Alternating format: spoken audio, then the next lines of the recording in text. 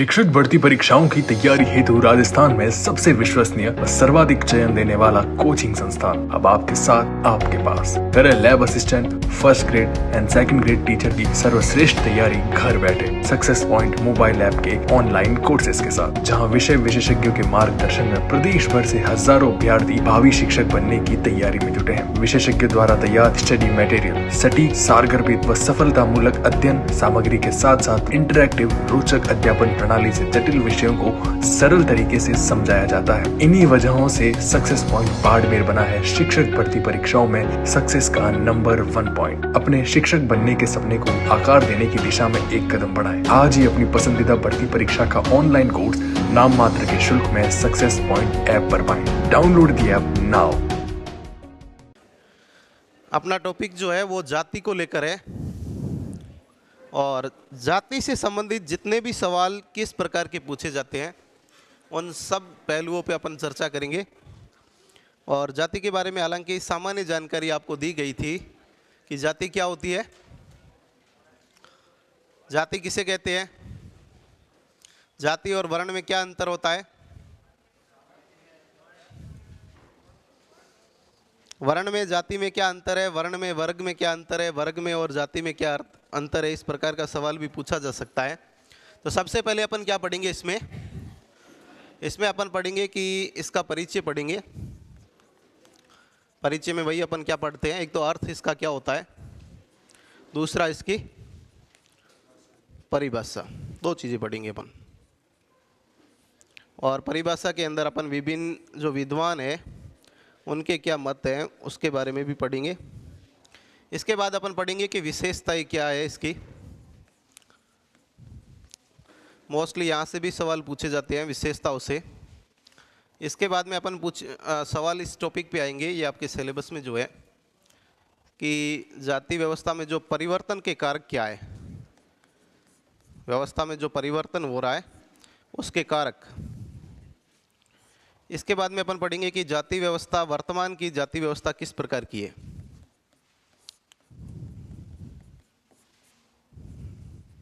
वर्तमान जाति व्यवस्था। और लास्ट में अपन पढ़ेंगे कि वही उद्भव के सिद्धांत। उद्भव के सिद्धांत में वैसे जो सवाल आता है वो मोस्टली आता है कि सिद्धांत और उसके प्रतिपादक कौन है। ज़्यादा डीपली सवाल वैसे भी आपके सेकेंड ग्रेड में किसी भी सब्जेक्ट में नहीं पूछे जाते हैं। मैंने कहा सेकेंड ग्रेड में जो सवाल आते हैं आपके सारे सब्जेक्ट होते हैं उनका अच्छा ऊपरी तौर का पूरा नॉलेज होना चाहिए। बहुत ज़्यादा डीपली सवाल नहीं पूछे जाते हैं जिस प्रकार फर्स्ट ग्रेड में पूछे जाते हैं, कॉलेज लेक्चर में पूछे जाते हैं। तो इस प्रकार से अपन पूरे इस टॉपिक को कवर करेंगे। 2 क्वेश्चन लगभग हर बार आपके इस टॉपिक से पूछे जाते हैं। एक तो विद्वान का मत या फिर किसी किताब का नाम पूछा जाता है, बुक्स के जितने भी नाम है उस पर अपन चर्चा करेंगे। दूसरा सवाल या तो विशेषताओं से या फिर सिद्धांतों से पूछा जाता है। तो आइए अपन जानते हैं सबसे पहले कि इसका क्या अर्थ होता है। एक बात तो हमेशा ध्यान रखें कि जाति व्यवस्था का उद्भव कैसे हुआ। देखो सबसे पहले वर्ण व्यवस्था थी, क्या थी? हाँ, आर्य, जब आर्यों का नाम सुना होगा इतिहास में। आर्य लोग मध्य एशिया के थे। कहाँ के थे? आक्रमणकारी थे, स्वभाव से लुटेरे थे।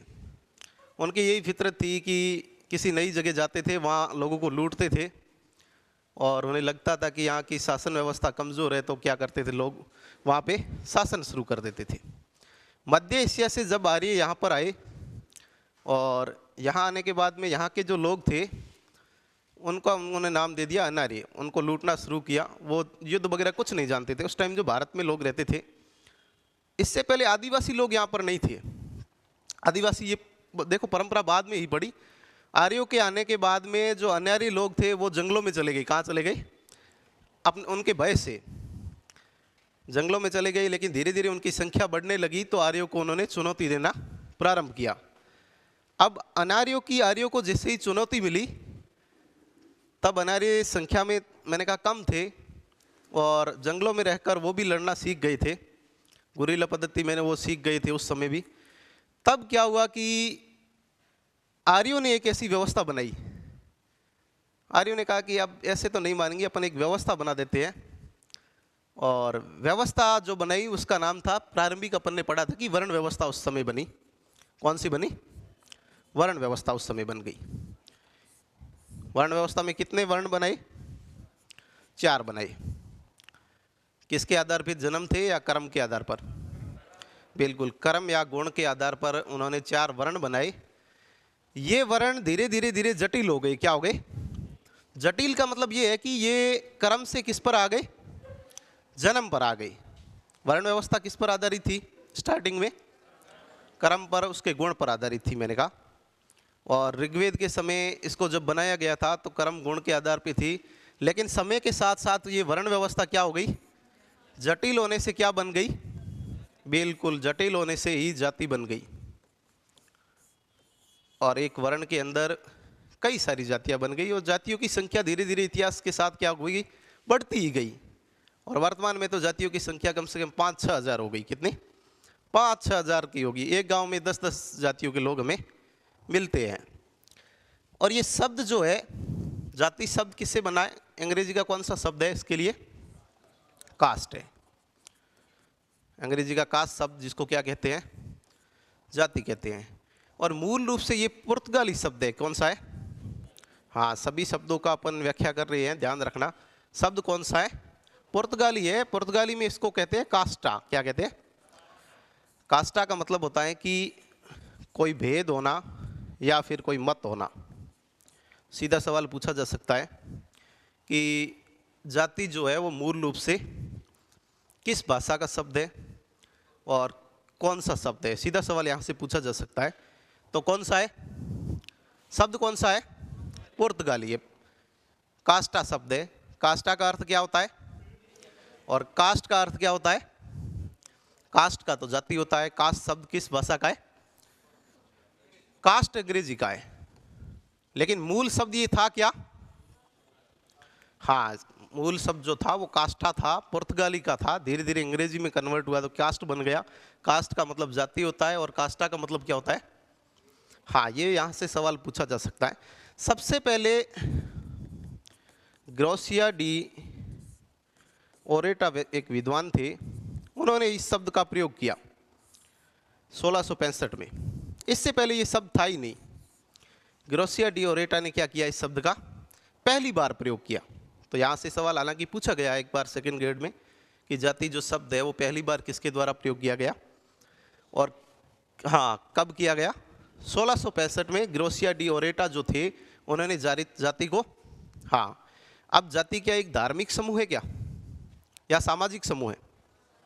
बिल्कुल, ये भी ध्यान रखना। ऐसा बेसिक सवाल भी पूछा जा सकता है। धर्म क्या है? धर्म क्या है? परिवार क्या है? बिल्कुल, ये सब ध्यान रखना। बेसिकली जाति जो है वो एक क्या है? सामाजिक समूह है। ऐसा है, अपन तो बहुत ज़्यादा पढ़ रहे हैं, क्वेश्चन कई बार ऊपर से ही आ जाता है। जैसा अभी रीट में हुआ। रीट में क्या हुआ कि बहुत गहराई से लोगों ने पढ़ाई की वास्तव में, और सवाल आ गए बहुत ऊपरी स्तर के। जो कम समय में ऊपरी तौर पर पढ़ा था उसने अच्छा स्कोर कर दिया, और बहुत जो गहराई में चला गया वो ऊपरी स्तर पर चीज़ों को नहीं देखा, उसका स्कोर कम हो गया। तो चीज़ ऊपरी तौर की बेसिक जानकारी तो इसके बारे में होना बहुत ही ज़रूरी है। अब अपन बात करते हैं कि इसकी क्या परिभाषा है। किसकी बात करेंगे? परिभाषा क्या है? एक विद्वान है कैटकर विद्वान है, उन्होंने भारत में जो जातियाँ है उसके ऊपर रिसर्च किया और उनकी किताब का नाम है, ये पूछा हुआ है सवाल, किताब का नाम पूछा हुआ है कि history of caste in India. किताब किसकी है? कैटकर की है। इसमें इन्होंने बताया कि जाति जो है वो एक सामाजिक समूह है। क्या है? पहली बात, जाति क्या है? जाति एक सामाजिक समूह है। और इसने कहा कि जाति में 2 चीज़ें अनिवार्य होती है। अब किताब का नाम पूछा गया तो भी याद करना है, लेकिन अब जो सवाल पूछा जाएगा वो किताब का हो सकता है, नहीं पूछा जाएगा कि जाति को पहली बात क्या माना है। और जाति में 2 आवश्यक चीज़ें कौन सी मानी है? एक तो पहला माना है कि जो जाति जो बनती है वो जन्मजात होती है। क्या होती है? कर्म के आधार पर कोई व्यक्ति जाति को परिवर्तित कर सकता है क्या? नहीं कर सकता है। जिस जाति में व्यक्ति का जन्म होता है वो उसकी, जैसे अपन ने पहले पढ़ा था कि एक वर्ग पढ़ा था, क्या पढ़ा था? वर्ग खुला होता है या बंद होता है? वर्ग क्या होता है? वर्ग खुला इसलिए होता है कि व्यक्ति अपना वर्ग बदल सकता है, क्योंकि वर्ग का आधार कौन सा होता है? आर्थिक आधार होता है। यह भी अपन ने पढ़ा था कि वर्ग का आधार क्या होता है? आर्थिक आधार होता है। अब कोई व्यापारी वर्ग में है, उसको लगा कि ठीक है आजकल डेयरी वाला ठीक चल रहा है, गायें लेके आ गया, सोई गायों का एक फार्म खोल दिया। किस में आ गया? पशुपालन में आ गया। कोई किसान है तो व्यापारी भी जा सकता है नहीं सकता है? वर्ग खुले होते हैं, कोई भी व्यक्ति किसी भी वर्ग में आ जा सकता है। लेकिन जाति हमेशा क्या होती है? बंद होती है। जाति बंद कैसे होती है? जाति बंद है, जाति बंद इसलिए है कि एक जाति का व्यक्ति, जैसे इस जाति का व्यक्ति है, इसमें नहीं आ सकता, कभी भी नहीं आ सकता। इस जाति से व्यक्ति बाहर तो जा सकता है, लेकिन दूसरी जाति में प्रवेश कभी नहीं कर सकता। व्यक्ति ऐसे है कि एक जाति, कई बार अपन सुनते हैं कि समाज में कोई गलत काम करते हैं तो उनको उस परिवार को जाति से, तो दूसरी वाली जाति कहती है कि आजा हमारे पास, हमारी जाति में आजा, कोई बात नहीं। और राजनीतिक दल में तो एक दल अगर निकालता है, दूसरे वाले तैयारी बैठे हैं माला लेके कि आजा आजा, बिल्कुल हमारी जगह पड़ी है तेरे लिए। लेकिन जाति में कभी ऐसा, तो जाति को क्या कहते हैं? बंद व्यवस्था कहते हैं। क्या कहते हैं? बंद व्यवस्था कहते हैं। एक तो इन्होंने विशेषता ये बताई कि ये जन्म के आधार पे होता है, और दूसरी जो विशेषता बताई इन्होंने वो ये बताई कि इसमें अंतर विवाह होता है। क्या होता है? हालांकि इस बात को अपन कई बार पढ़ चुके हैं कि जाति में दूसरी बात क्या होती है? हाँ, अंतर विवाह का मतलब क्या हो गया? कि समूह के अंदर ही विवाह किया जाएगा। जाति से बाहर व्यक्ति विवाह, हाँ, जाति से बाहर व्यक्ति नहीं कर सकता है। और अगर बाहर करेगा तो जाति उसको, हाँ, वेद घोषित नहीं करेगी, स्वीकार नहीं करेगी।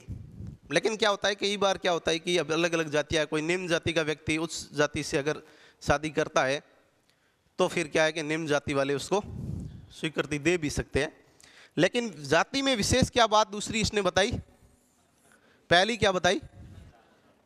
एक जन्मजात, दूसरी अंतर विवाह। दो विशेषता इसने बताई है। सवाल सीधा इस प्रकार का पूछा जा सकता है। विद्वान का नाम क्या है? कैटकर। उसके बाद में जो अपन ने बात की कि जाति एक बंद समूह है या नहीं है? किसने कहा ये? नहीं, मजूमदार व मदान ने कहा। ये परिभाषा सवाल पूछा गया है आपके सेकंड ग्रेड में, और ये बहुत चर्चित है। सेकंड ग्रेड में क्या, लगभग सोशियोलॉजी जिसमें भी है, सवाल आते रहते हैं इसके कि जाति एक बंद व्यवस्था है, जाति एक बंद सामाजिक समूह है। हाँ, इससे क्या स्पष्ट कीजिए, ये कथन किसका है?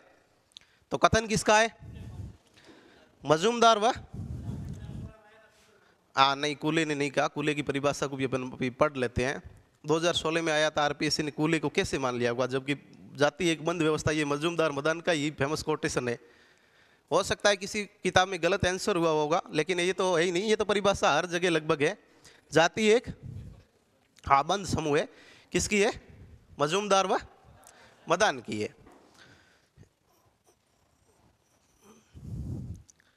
ये किसकी परिभाषा है? हाँ, ये एक बार वापस देख लो। मजूमदार बनाम मजूमदार व मदान। क्या कहा इन्होंने? जाति एक बंद व्यवस्था है। सीएच कूली क्या कहते हैं? देखिए, इनकी भी परिभाषा बहुत फेमस है। सीएच कूली कहते हैं कि जाति एक सामाजिक समूह है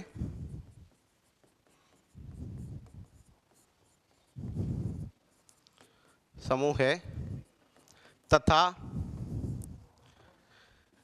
वर्ग जब वंशानुक्रम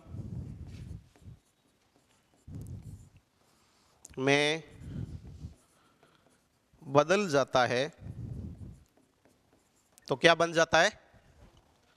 तो जाति बन जाता है। बात समझ में आई कि इसने कहा कि वर्ग जो है, वर्ग जब क्या हो जाएगा? वंशानुक्रम हो जाएगा। कि जैसे कुमार का कोई वर्ग होता, कुमार एक वर्ग ही है, लेकिन ऐसा हो जाए कि कुमार का बेटा वही काम करेगा जो कुमार का काम होता है, बर्तन बनाने का, और ये वंशानुक्रम से हो जाए, फिक्स हो जाए, खुली से व्यवस्था क्या हो जाए? बंद व्यवस्था हो जाए, तो ये बात क्या हो जाएगी? वर्ग से क्या बन जाएगा? हाँ, वर्ग से फिर ये क्या बन जाएगी? जाति बन जाएगी। वैसे क्या वर्ग व्यवस्था वंशानुक्रम होती है? वर्ग व्यवस्था क्या होती है? कर्म व गुण के आधार पर। अभी अपन बात कर रहे थे, वर्गों का मतलब ये होता है कि जैसे उद्योगपतियों का एक वर्ग है, कृषकों का एक वर्ग है, मजदूरों का एक वर्ग है। तो क्या कोई फिक्स होता है कि ये मजदूरी है, बस ये मजदूर से ऊपर कभी नहीं जा सकता? होता है क्या ऐसा कुछ? ऐसा होता है कि मजदूर का बेटा हमेशा मजदूर रहता है? तो वर्ग व्यवस्था कभी बंद, वर्ग व्यवस्था क्या होती है? खुली व्यवस्था होती है। लेकिन जाति जो होती है वो क्या होती है? बंद होती है, प्लस किस पे चलती है? वंशानुक्रम चलती है। वंशानुक्रम का मतलब यही होता है कि जन्म से जन्म पे चलती है। और मैंने कहा कि गांधी जी ने यही बात कही थी कि हमारी जो वर्ण व्यवस्था है वो किस प्रकार की होनी चाहिए? हाँ, जन्म के आधार पे होनी चाहिए, वंशानुक्रम के आधार पे होनी चाहिए। और इसी बात को लेकर ही उनका अम्बेडकर के साथ में विवाद था। अम्बेडकर ने कहा कि ऐसा नहीं हो सकता है, जो व्यक्ति जिस जाति में जन्म लिया है उसी वो ही काम आगे से आगे नहीं करे। क्यों करे ऐसा? ऐसा करना उसको एक प्रकार से दंड देने के समान है। इसके बाद में अपन अगर बात करें कि भीमराव अम्बेडकर क्या कहते हैं इसके बारे में, देखिए ये भी महत्वपूर्ण है, सवाल पूछा जा सकता है। इनकी एक किताब है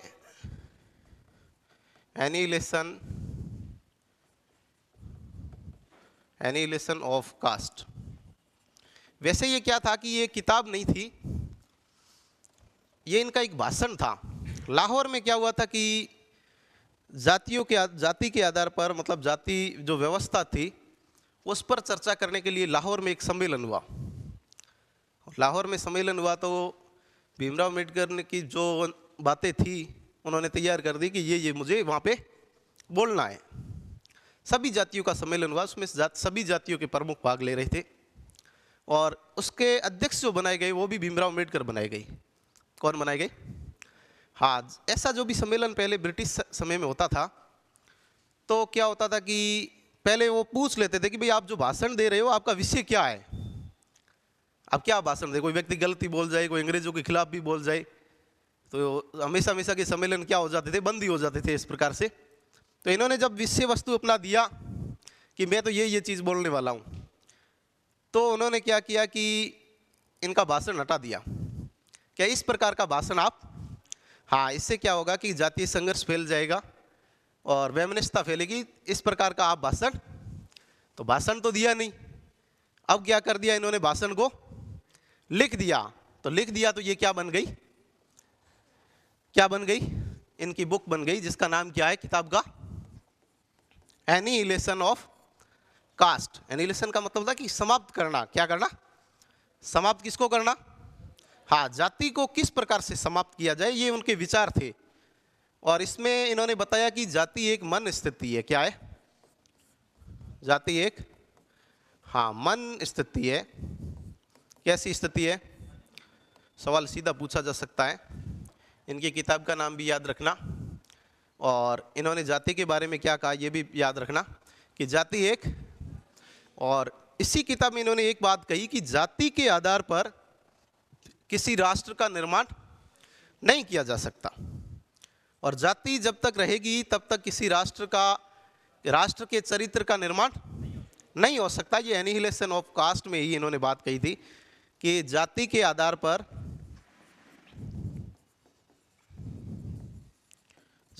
आधार पर किसी राष्ट्र या नैतिकता का निर्माण नहीं किया जा सकता।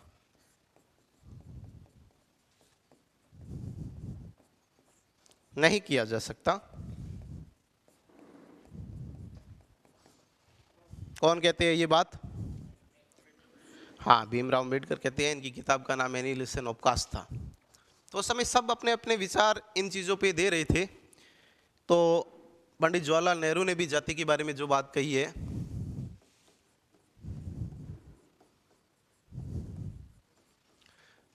इनकी किताब का नाम क्या है जिसमें जाति के बारे में बताया गया है? Discovery of India. बिल्कुल, इनकी चर्चित किताब है। इसमें इन्होंने कहा कि जाति व्यवस्था जो है वो एक असंगत है। क्या है? जाति व्यवस्था एक असंगत है। और फिर वही बात अम्बेडकर वाली दोहराई कि जाति के आधार पर किसी राष्ट्र का निर्माण नहीं किया जा सकता। जाति असंगत है, अतार्किक है, अन्यायपूर्ण है। ये बात किसने कही? हाँ, ऐसी सीधी परिभाषा पूछी जा सकती है कि जाति व्यवस्था को असंगत, अतार्किक, अतार्किक का मतलब क्या होता है? अन्यायपूर्ण है, जिस पर राष्ट्र का निर्माण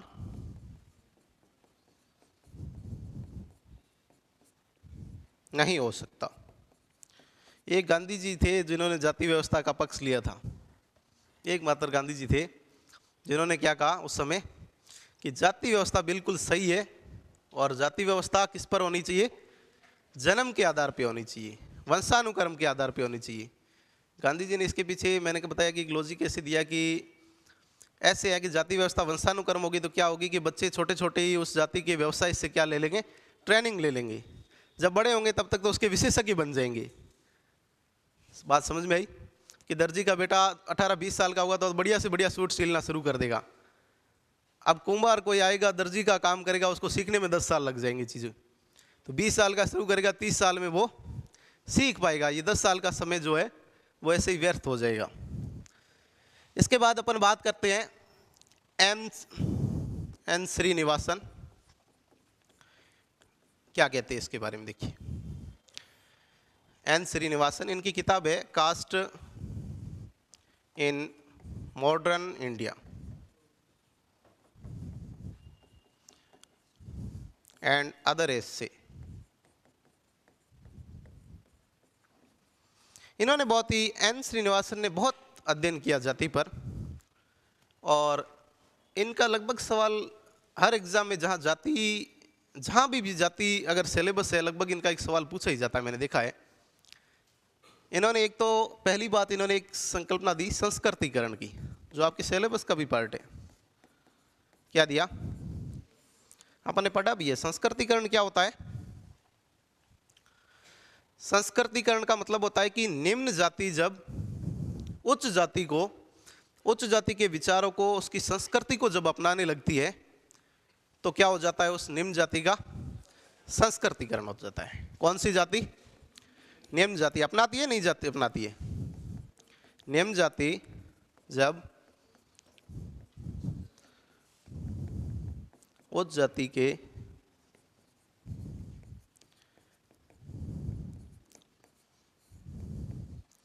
संस्कारों को अपनाती है तो निम्न जाति का क्या हो जाता है? संस्कृतिकरण। ऐसा सवाल पूछा जा सकता है।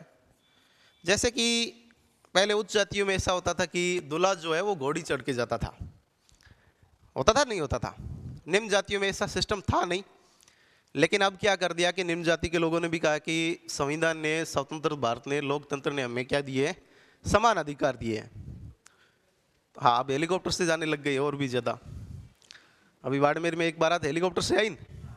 तो ये क्या कर रही है? निम्न जातियाँ अपना संस्कृतिकरण कर रही है, प्रभु जाति बनने की कोशिश कर रही है। इनकी एक और संकल्पना है प्रभु जाति की संकल्पना। संस्कृतिकरण मैंने कहा यही होता है कि निम्न जाति उच्च जाति के विचारों को अपनाए। अब हेलीकॉप्टर लेके आए तो क्या हुआ बताए आपको? भले निम्न जाति के लोग हेलीकॉप्टर लाए, लेकिन स्वर्ण लोग तो वहाँ देखने के लिए सिर्फ गए। कम से कम 8-10 माथे तो कौन चढ़ाए होती, 8-10 हज़ार सिर्फ लोग क्या गए? देखने के लिए गए वहाँ।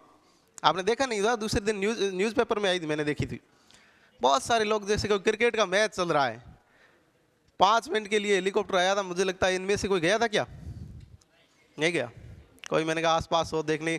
खैर अपन तो पढ़े लिखे लोग नहीं जाते हैं, बाकी लोग जिनको हेलीकॉप्टर देखना था हाँ, इसी को अपन क्या कहेंगे, संस्कृतिकरण कहेंगे। क्या कहेंगे अपन, इसमें लास्ट में एक टॉपिक था ना कि जाति व्यवस्था में परिवर्तन वर्तमान में जो हो रही है, इसमें इसका एक है कि शिक्षा का प्रचार या पाश्चात्य या भौतिकवाद जो है उसने क्या किया, कर दिया कि जातिवाद को समाप्त कर दिया। वास्तव में समाप्त ऐसे कर दिया कि अब पैसे वाले जो लोग हैं उनके लिए जाति कोई मायना नहीं रखती है। बहुत ज़्यादा पैसे वाले, थोड़े बहुत जिसके जेब में पैसे है उसके लिए तो जाति रखती है मायना।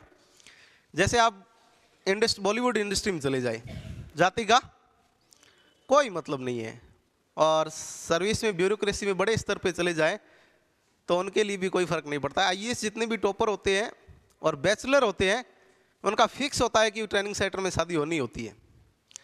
हाँ, वहाँ करते हैं, उनके लिए जाति धर्म कोई मायने नहीं रखते। अभी एक उनका फेमस एक केस हुआ, टीना डाबी करके आईएएस टॉपर थी। हाँ, अतर के साथ उसकी शादी हुई थी। हालांकि शादी 1 साल में टूट गई, लेकिन मैंने कहा उनके लिए शादी करना कोई बड़ी बात नहीं है। वो जाति से क्या हो जाते हैं, ऊपर उठ जाते हैं। किसके जीतने का? हाँ, नहीं, उनका इंटरनल मैटर है। और धर्म वाले तो, जाति वाले तो उनके पास पहुंचेंगे नहीं भाई। डाबी जाति के लोग पहुंच गए कि टीना डाबी ने नाक कटवा दिया, ऐसी कोई स्थिति नहीं थी। वो उनका बेसिक मामला था, पर्सनल मामला था। पर्सनल मामले की वजह से ही हुई डाइवर्स। दूसरी बात इनकी जो है वो है प्रभु जाति की अवधारणा। क्या है प्रभु जाति का मतलब? क्या होता है प्रभु? कौन सा? भगवान, भगवान की जाति। प्रभु जाति का मतलब होता है कि जिस जाति का समाज में प्रभुत्व हो। क्या हो? हाँ, संख्या कोई मायने नहीं रखती है। कई जातियां ऐसी है जिनकी संख्या तो बहुत ज्यादा है, लेकिन सत्ता में, शक्ति में, पावर में उसका स्थान नहीं है, तो वो जाति क्या प्रभु जाति होगी? नहीं होगी। जाति की संख्या भले ही कम हो, लेकिन सत्ता में, सरकार में उसकी हिस्सेदारी ज्यादा होगी, तो वो जाति क्या कहलाएगी? प्रभु जाति कहलाएगी। क्या कहलाएगी? हाँ, प्रभु जाति की धारणा मतलब कि जाति संख्या में भले कम हो,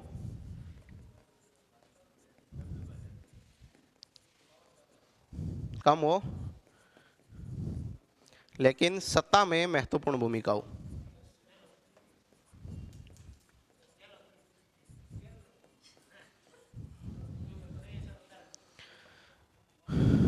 सत्ता में उसकी अगर जाति की महत्वपूर्ण भूमिका है तो वो क्या हो जाएगी? प्रभु जाति की धारणा हो जाएगी, प्रभु जाति बनने की कोशिश में होगी। किसने कहा ये? देखिए, ये विद्वान जो है रजनी कोठारी, एन श्रीनिवासन, ये सब जाति के पक्ष में है। ये कहते हैं कि जातियां होनी चाहिए और जातियों की वजह से समाज का, जाति का विकास हो रहा है, देश के विकास में भूमिका है इनकी महत्वपूर्ण। ये कौन कहते हैं? रजनी कोठारी कहते हैं, एन श्रीनिवासन कहते हैं। ये कहते हैं कि जातियों ने लोकतंत्र को बाधित नहीं किया है, लोकतंत्र के विकास में ये बाधक कभी भी नहीं है, ये लोकतंत्र के विकास में सहायक है। तो रजनी कोठारी की किताब का नाम क्या है? Caste in Indian politics. ये किताबों के पूरे नाम याद रखने हैं। किताब का नाम क्या है? लगभग हर बार मैंने कहा कि कास्ट से संबंधित एक सवाल किताब का पूछा ही जाता है। जितनी भी कास्ट की किताबें विद्वानों की है वो सारी आपको याद होनी चाहिए। इसमें इन्होंने, रजनी कोठारी ने क्या बताया कि ये बताते हैं कि जाति जो होती है, जाति ने राजनीति में हिस्सा लेकर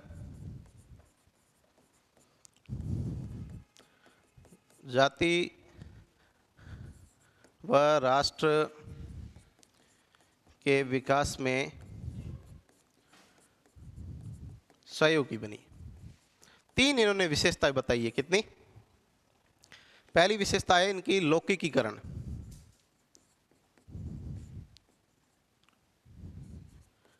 ठीक है, लौकिकीकरण का मतलब क्या होता है? लौकिक का मतलब क्या होता है? एक होता है लौकिक, एक होता है अलौकिक। क्या फर्क होता है दोनों में? लौकिक के मैंने, अलौकिक का मतलब क्या हुआ? हाँ, जो मान्यता पर आधारित हो, बिल्कुल। और लौकिक का मतलब क्या है? जो तथ्यों पर आधारित हो, जो तर्क के आधार पर काम करता हो। जैसे विज्ञान क्या है? लौकिक है। भगवान क्या है? अंधविश्वास पे हो, चाहे आडंबर पे हो, चाहे मान्यताओं पे हो, लेकिन जो कथन पे होगा, जो कारण पे होगा, जो तर्क पे होगा, वो क्या बन जाएगा? इसने कहा कि जाति ने क्या किया? जाति ने तर्क को बढ़ाया। किसको बढ़ाया? तर्क को बढ़ाया, पहली बात। दूसरी बात, जातियों की वजह से एकीकरण हुआ। क्या हुआ? एकीकरण का मतलब क्या होता है? समूह में रहना। किस में रहना? कि होता क्या है कि अब देखिए कि जाति की जहाँ संख्या ज़्यादा होती है, वहाँ राजनीतिक दल उस जाति के व्यक्ति को क्या देता है? टिकट देता है। देता है, नहीं देता है? हर राजनीतिक दल टिकटों के बंटवारे से पहले ये पूरा एस्टिमेट करता है कि कहाँ पर किस जाति की संख्या ज़्यादा है, वो वहाँ से तो होगी बात। जीतता है, जीतते असेंबली में जाता है, जब मंत्री बनाए जाते हैं तब भी क्या ध्यान में रखा जाता है? जाति की संख्या को, कि जाति की संख्या कितनी है, अच्छा इस आधार पे इनको इतना प्रतिनिधित्व दिया जाना चाहिए। तो अब जब जाति के लोग ही जाके मिनिस्टर बनते हैं तो सीधी सी बात है, वो किसके बारे में सोचते हैं? उस जाति के बारे में सोचते हैं। और सभी नेता अपनी अपनी जातियों के विकास में लगे तो सारी जातियाँ है उसका क्या हो जाएगा? विकास भी हो जाएगा, उनका एकीकरण भी हो जाएगा। तो दूसरी बात क्या हुई? एकीकरण। तीसरी विशेषता इन्होंने बताई कि चेतना का उदय। किसका उदय? चेतना किसे कहते हैं? हाँ, जागरूकता को कहते हैं। किसको कहते हैं? कॉन्शियसनेस बनना, जागरूकता बनना। कि जातिवाद ने क्या किया कि जातियों में बहुत ज़्यादा जागरूकता फैला दी। जैसे एक जाति में एक व्यक्ति अगर पढ़ के आया तो उसने पूरे सिस्टम में इस बात को बताया, पूरी जाति को, कि जो सिस्टम यहाँ चल रहा है ये सिस्टम बिल्कुल गलत है। जैसे अपन बात करें कि स्वतंत्रता के समय क्या था कि निम्न जातियाँ थी, वो पढ़ी लिखी नहीं थी, तो गाँवों में क्या था? स्वर्ण जातियाँ हमेशा डोमिनेट थी। लोकतंत्र ने उनको अधिकार दे दिए। अब लोकतंत्र ने अधिकार दिए तो संविधान के माध्यम से दिए। निम्न जाति के लोगों ने संविधान को कभी नहीं पढ़ा, अपने अधिकारों को कभी नहीं पढ़ा, तो उन्हें कभी एहसास नहीं हुआ कि हमारे पास भी इनके बराबर अधिकार हैं। उनका हमेशा माइंड सेट रहता था कि इनको अधिकार ज़्यादा दिए, हमें कम दिए गए हैं। लेकिन जैसे ही मैंने कहा कि जातियों का एकीकरण हुआ और जाति के लोग पढ़ के आए, उन्होंने बात बताई कि संविधान सभी को समान अधिकार देता है, उल्टे ही आपको थोड़े ज़्यादा अधिकार देता है। ये बात जब उनको पता चली तो उनमें क्या हुई? जागरूकता आई। ये बात कौन कहते हैं?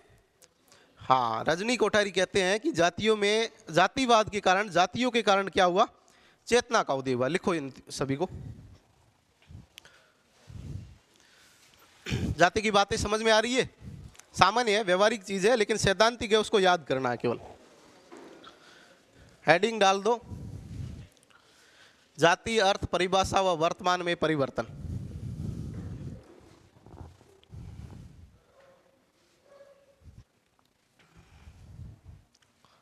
और इसमें लिखो, एक बार डाल दो पूरी हेडिंग वगैरह।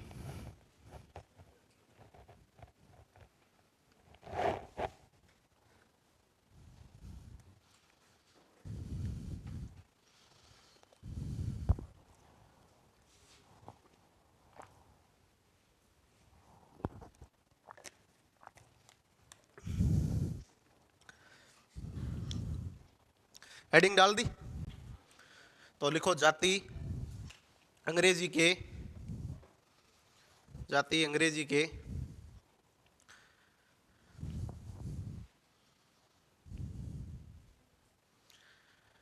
कास्ट शब्द से बनी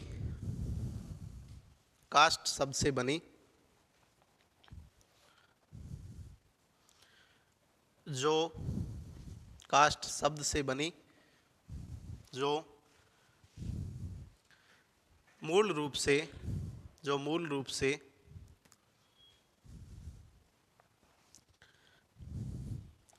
पुर्तगाली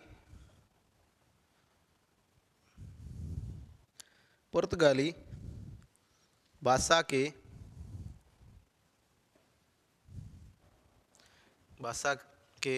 कास्टा शब्द से उत्पन्न हुआ है।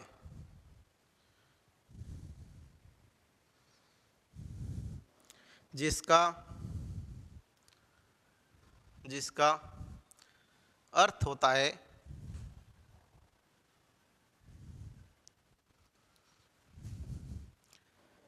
जिसका अर्थ होता है भेद या मत।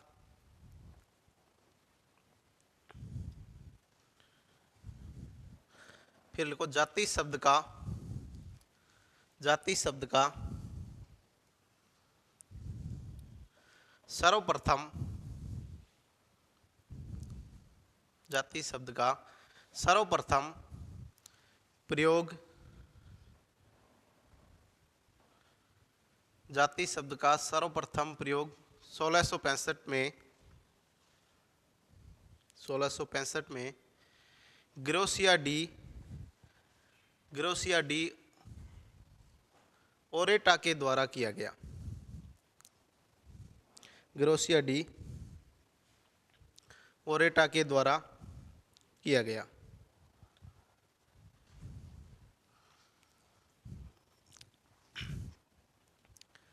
फिर लिखो सामान्यतः, लिख दिया पूरा इतना?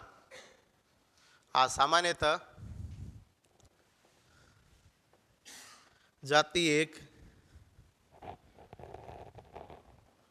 जाति एक सामाजिक समूह है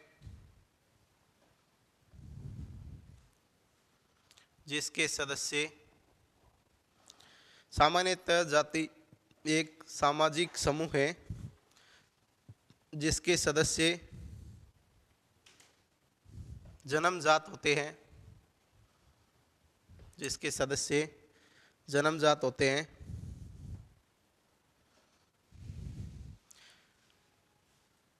और किसी भी जाति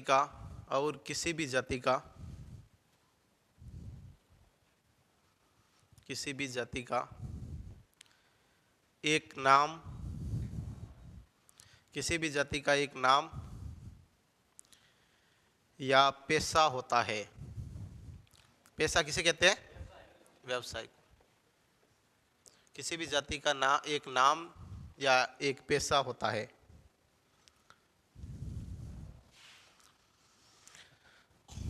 अब लिखो जाति की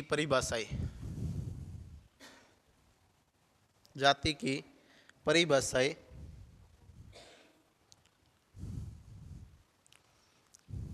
उसमें विद्वान का नाम लिखो कैटकर लिख दो, ट्रैक्टर नहीं, कैटकर। हाँ, कैटकर। इनकी किताब का नाम लिखो history of caste in India.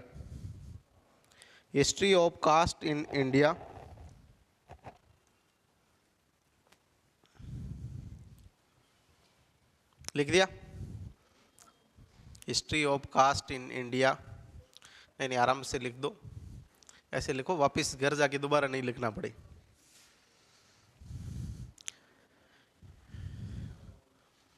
धीरे धीरे बोल देते हैं, ये मुझे खर्चों लगेगा। जाति एक सामाजिक समूह है, लिखो इसमें, जाति एक सामाजिक समूह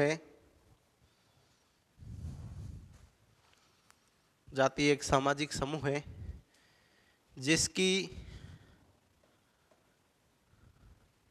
जिसकी दो विशेषताएं है। जाति एक सामाजिक समूह है जिसकी दो विशेषताएं है।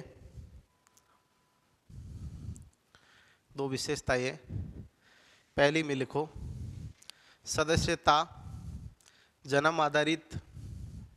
पहले में क्या लिखना है? सदस्यता जन्म आधारित। सदस्यता दो प्रकार की होती है, एक बार देख लो कि एक होती है अर्जित सदस्यता। क्या होती है? अर्जित। दूसरी क्या होती है? प्रदत्त। अर्जित का मतलब क्या होता है? दूसरा क्या होता है? हाँ, प्रदत्त। तो जाति में कौन सी होती है? जन्मजात होती है। मतलब कौन देता है? हाँ, प्रदत्त होती है। अर्जित का मतलब होता है कि आप उसको बाद में भी अर्जित कर सकते हैं, ग्रहण कर सकते हैं। वर्ग में ऐसा होता है। वर्ग में क्या होता है? वर्ग में कौन सी होती है? अर्जित होती है। लेकिन जाति में क्या होती है? परदत होती है। सवाल पूछा गया है सेकंड ग्रेड में एक बार, तो इसमें लिख दो जाति में, आप इससे पहले क्या लिखा है लास्ट में, क्या हुआ? हाँ, जन्म आधारित होती है, जिसे जिसे जिसे परदत्त सदस्यता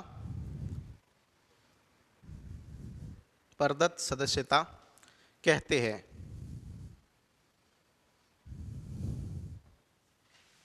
सवाल इस प्रकार से आपके सेकंड ग्रेड में पूछा कि जाति की निम्न में से कौन सी विशेषता नहीं है। दो तो दे दी सामान्य और दो दे दी एक अर्जित सदस्यता और परदत्त सदस्यता। परदत्त और अर्जित बड़ी कंफ्यूजन वाली दोनों ही शब्द है कि अर्जित भी होती है कि परदत्त होती है। तो जन्म में क्या जाति में क्या होता है? हाँ, जन्म आधारित होती है, जिसको अपन क्या कहते हैं? परदत्त। अब दूसरी लिखो इसमें कि जाति में अंतर्विवाह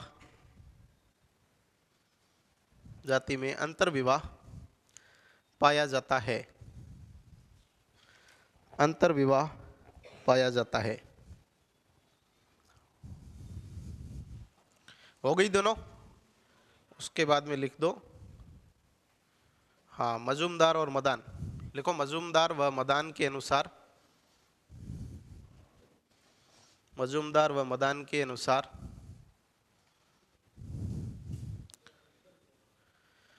हाँ, जाति एक बंद वर्ग है।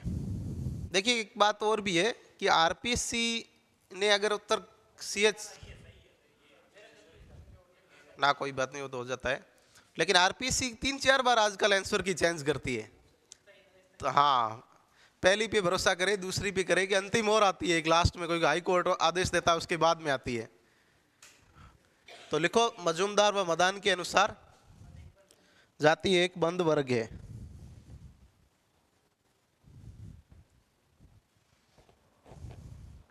जाति एक बंद वर्ग का मतलब आप समझ में गए होंगे क्या हुआ कि जाति क्या है? जन्म आधारित है। अगर समझ में नहीं आई ये बात तो कोष्टक में लिख दो, जाति जन्म आधारित है।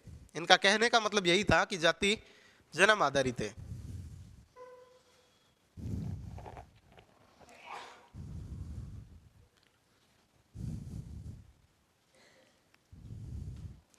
अब लिखो सीएच कूले के अनुसार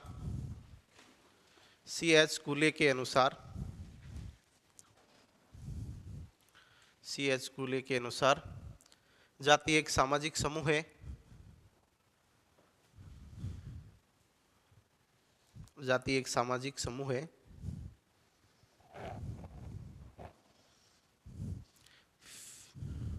फिर लिखो जब वर्ग, हाँ इसी में आगे लिखते जाओ, जब वर्ग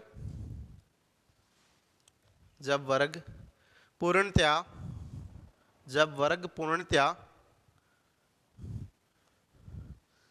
वंशानुक्रम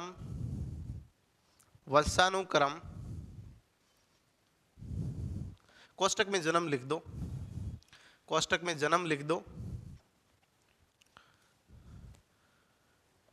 वंशानुक्रम आधारित हो जाता है,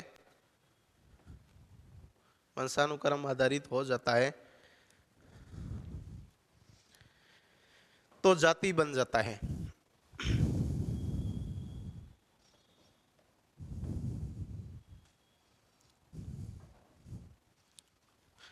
ऐसी परिभाषा दी जा सकती है आपको, मोस्टली आजकल ऐसे भी पूछे जाते हैं, परिभाषा दे देते हैं कि ये परिभाषा किस विद्वान के द्वारा दी गई। और विद्वान, मैंने कहा कि परिभाषा में हमेशा एक चीज़ ध्यान में रखनी चाहिए कि जो उसका मुख्य कीवर्ड होता है उसको आपको ध्यान में रखना है, क्योंकि भाषा मैंने कहा चेंज भी हो सकती है। भाषा अपन ने जो लिखी है एज इट भाषा परिभाषा एग्जाम में नहीं भी पूछी जा सकती है, लेकिन जो उसकी जो मतलब मूल जो उसका शीर्षक होगा वो वही होगा। वो शब्द आपको जरूर मिलेंगे जो उसके मतलब कीवर्ड है उस परिभाषा की, तो उनको आप जरूर ध्यान में रखें उन शब्दों को। इसके बाद लिखो कि भीमराव अम्बेडकर के अनुसार, ऐसे ऊपर एक लाइन में लिख दो, वो लाइन छोड़ के नीचे उसकी किताब का नाम लिखना। भीमराव अम्बेडकर के अनुसार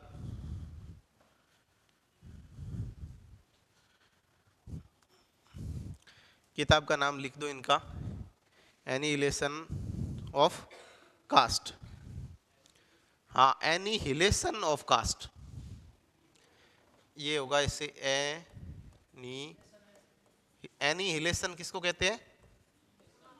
हाँ, एनिहिलेशन, ANI, हाँ, खत्म करना, एनिहिलेशन ऑफ कास्ट।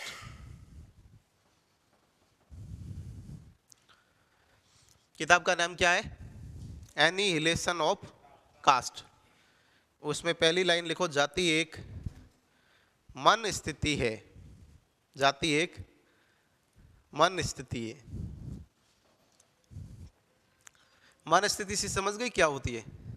मतलब भीमराव अम्बेडकर का कहने का मतलब था कि जाति अपने मन की एक स्थिति है, बाकी वास्तव में जाति का कोई आधार ना है, न जाति कुछ है वैसे, न जाति कोई अवधारणा है, न जाति कोई एक सामाजिक समूह है, कुछ भी नहीं है। बस सिर्फ मन में लग गया कि मैं इस जाति से हूं, इसलिए वो क्या बन गया, उस जाति का बन गया। बाकी जाति की वास्तविकता पे उसका कोई कुछ भी नहीं है, मतलब आधार। ठीक है, दूसरा लिखो, जाति के आधार पर, दूसरी लाइन लिखो कि जाति के आधार पर, इसी में लिखते जाओ, जाति के आधार पर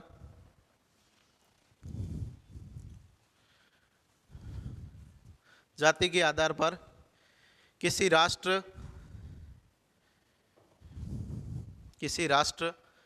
या जाति के आधार पर किसी राष्ट्र या नैतिकता का निर्माण नहीं किया जा सकता।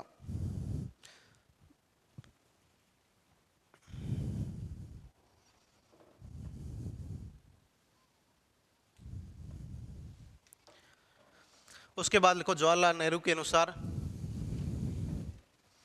जवाहरलाल नेहरू के अनुसार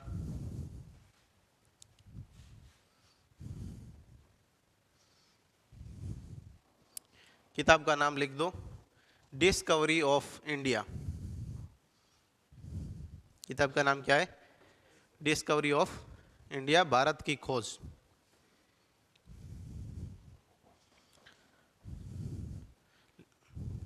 डिस्कवरी ऑफ इंडिया, भारत की खोज। इसमें लिखो कि भारत में जाति व्यवस्था, भारत में जाति व्यवस्था पूर्णतः, भारत में जाति व्यवस्था पूर्णतः असंगत,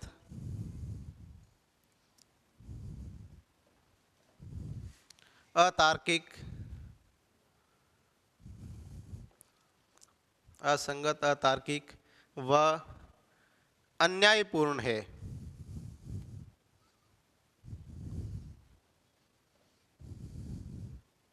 अन्यायपूर्ण है, जिस पर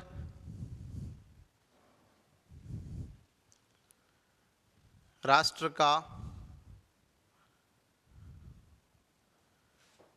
का निर्माण नहीं हो सकता, राष्ट्र का निर्माण नहीं हो सकता, तथा यह राष्ट्र निर्माण में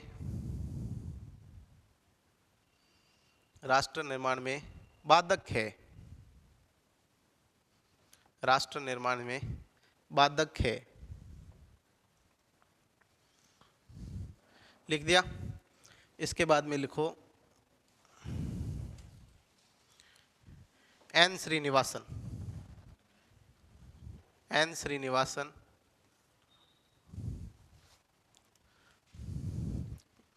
एन श्रीनिवासन के अनुसार, हाँ, इनकी किताब का लिखो नाम, caste in modern India. Caste in modern India. Caste in modern India. Modern का मतलब क्या होता है? हाँ, आधुनिक।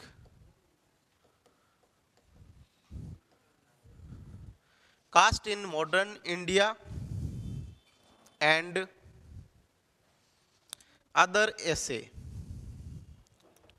हाँ अदर और भी कोई ऐसे चीजें हैं जिनके बारे में ये बता रहे हैं। वैसे ऐसे का मतलब होता है कि कोई पैराग्राफ होता है जो किसी विषय पर लिखा गया होता है, जो उसको कहते हैं। इश्यू नहीं है, ध्यान रखना। ये क्या है? ऐसे है। लिख दिया। उसमें लिखो पहली बात इनकी, हाँ ESSAY,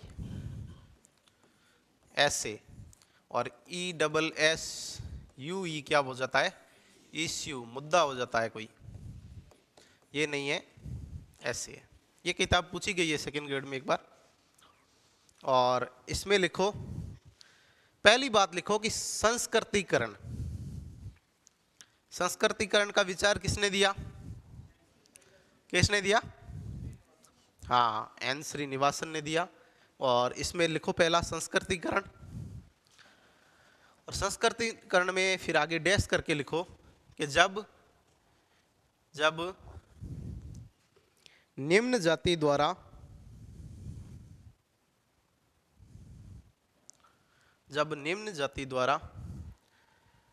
उच्च जाति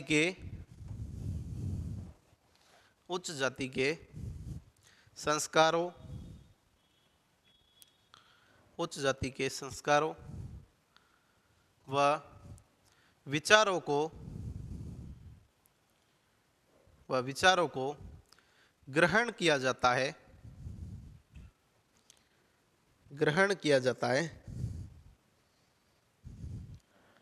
तो निम्न जाति का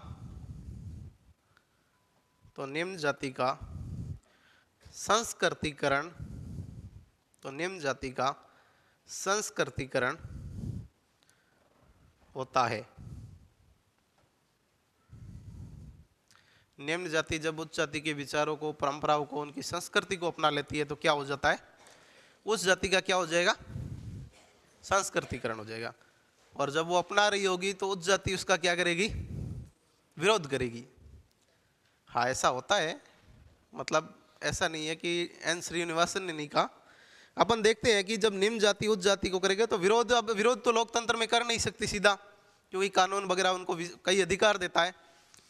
तो मन में विरोध कर लेता है, मन में थोड़ा गुस्सा कर लेता है ऐसे अंदर से कि यार ये क्या कर रहा है। इतना हो सकता है, इससे ज्यादा कुछ नहीं। दूसरा लिखो प्रभु जाति की अवधारणा। प्रभु जाति की धारणा,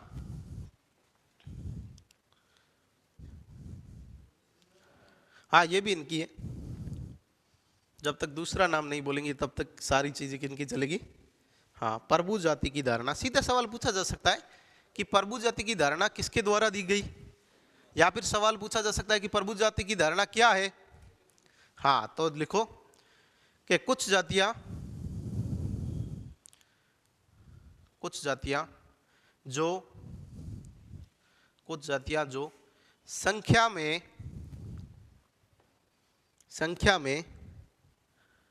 कम होने के बावजूद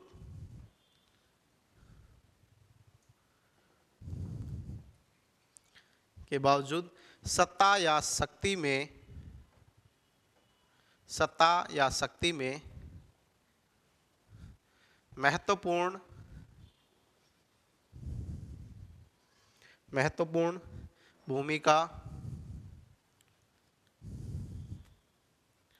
भूमिका निभाती है।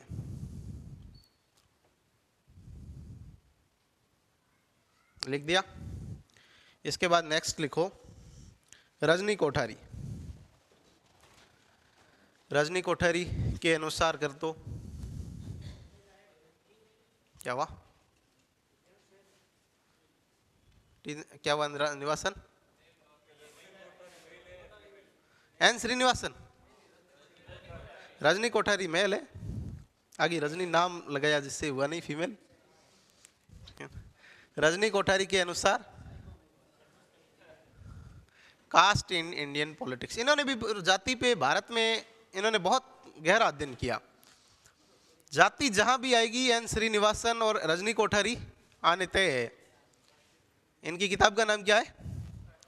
Caste in Indian politics. वैसे क्या है कि इसको आप राजनीति में बहुत ज़्यादा पढ़ोगे रजनी कोठारी को, और रजनी कोठारी के जो विचार है वो राजनीति और जाति के आपस में क्या, जाति ने राजनीति को किस प्रकार प्रभावित किया और राजनीति ने जाति को किस प्रकार से प्रभावित किया, इस पर ज़्यादा विचार है इनके।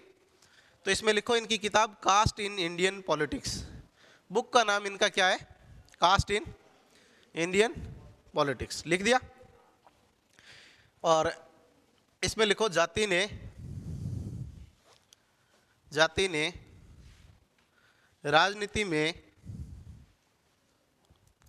राजनीति में हिस्सा लेकर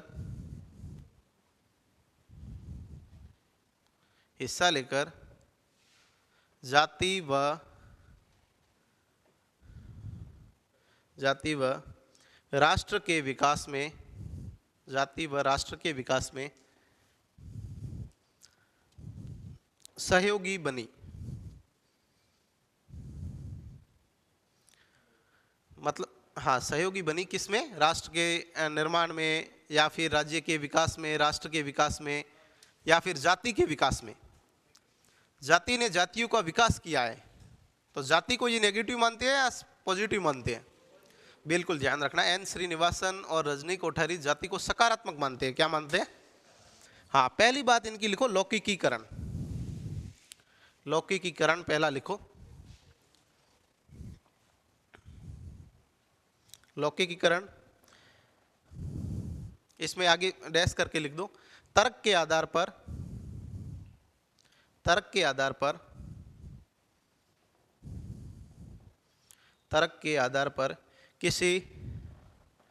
किसी निर्णय तक पहुंचना। लौकिकीकरण किसको कहते हैं? तर्क के आधार पर किसी निर्णय तक पहुंचना।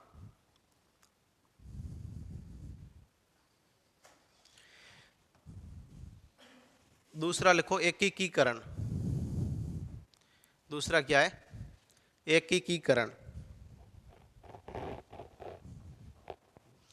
एकीकरण में क्या होगा? एकीकरण में क्या होगा? क्या जाति, और इसमें लिखो जातियों द्वारा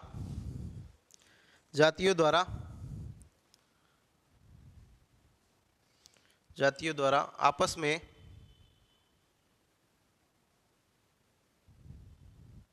एकता को बढ़ाया गया।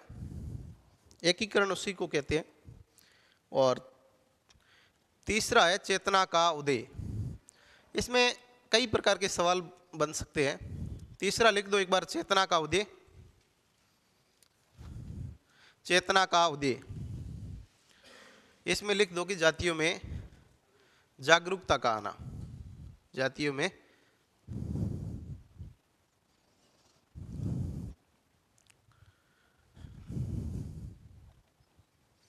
देखो, यहां से सीधा एक सवाल पूछा जा सकता है, किताब का नाम, ठीक है। दूसरी बात ये भी सवाल पूछा जा सकता है कि रजनी कोठारी जाति के सकारात्मक या नकारात्मक किस दृष्टिकोण पर बल देते हैं? बिल्कुल। तीसरी बात यह है कि ये कोटेशन सीधा दिया जा सकता है कि जाति ने राजनीति में हिस्सा लेकर जाति और राष्ट्र के विकास में सहयोग दिया या सहयोगी बनी। ये किसके द्वारा कहा गया? फिर इससे सवाल बन सकता है कि रजनी कोठारी ने जाति के कितने तत्व बताए, प्रमुख कितने हैं? सवाल इस प्रकार भी बनाया जा सकता है कि रजनी कोठारी निम्न में से किस एक तत्व पर बल नहीं देते हैं? 3 तो ये दे देंगे, चौथा एक इसके जैसा ही कोई दूसरा आ जाएगा। ये हो गए अपने, अब कल पढ़ेंगे अपन जाति की विशेषताएं और जाति के उद्भव के सिद्धांत।